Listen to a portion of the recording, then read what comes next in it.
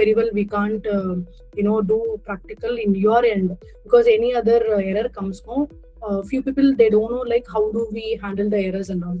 So that reason we are providing the recorded session also. So when you are doing practice, please feel free to ping us. We'll clear your doubts. Like if you're getting any error or whatever it is, just send a screenshot with us. We will clarify your all the errors, right? We'll start the session now. Okay, so here I'm using STS, Spring Tool Suite. Otherwise, you can use Eclipse also. If you're using Eclipse, you need to create a Spring Initializr through online. So that you need to download and you need to import in the Eclipse. So many things you have to do. So instead of doing all these things, we can use Spring Tool Suite. So let me open it.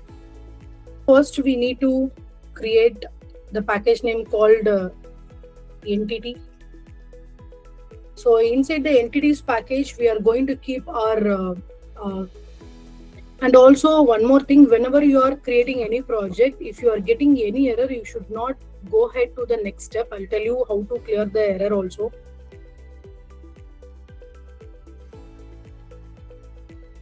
Okay, so we have done. This is our pom.xml. As you can see here, all your project name, whatever the differences we have added, everything it will going to show you. The one more thing we are using Spring Boot is like you no need to configure the server, main thing. If you are using normal Spring project now, through the Spring project also you can build everything, but the thing is you need to create the server, you need to configure everything. So all the basics operation. Okay. So my class name is employee. Always you need to follow the coding standards like naming convention. So whenever you are creating any class, make your class name first letter as a capital letter. If you're using more than one word, each word of the first letter should be caps. If there is no naming convention, definitely, that is not a good coding practice also. Okay, so I have created my employee class. We no need of main method here, just to finish this class. So this is the entity. So entity is nothing. Whatever the class you are going to specify with the help of the annotation called entity, your Spring will create the table inside your database in the name of your class.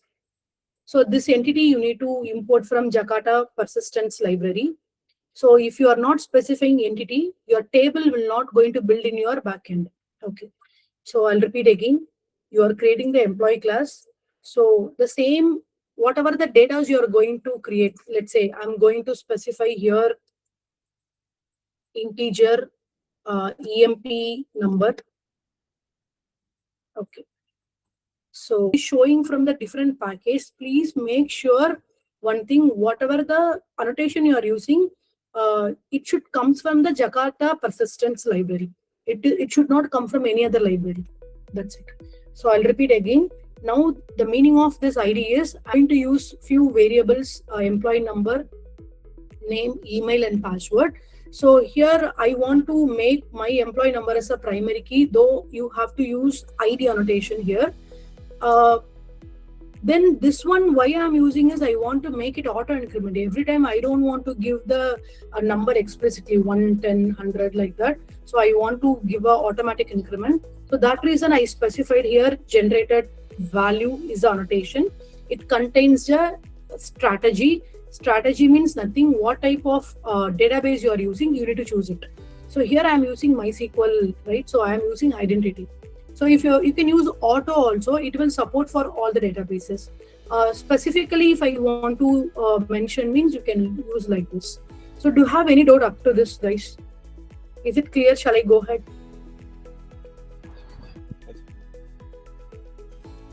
Okay. Hi. No. Once could you explain the, like you told, right? ID. Yeah. Why we are giving it as primary key? Okay. See, whenever you are creating any table, you should make any one particular column as a primary key. If you are not using primary key, how do you fetch the data? How do you know this is the unique data?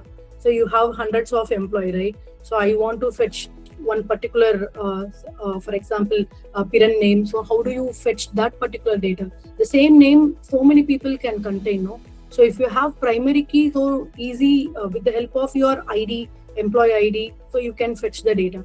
See, there is no need of make your ID as a employee number as a primary key. You can specify email, whatever you want. Is it clear? Yeah, no, it's not about field like primary key. Oh, yeah, okay, I got it. Clear? Yeah, yeah, yeah. Yeah, thank you very much.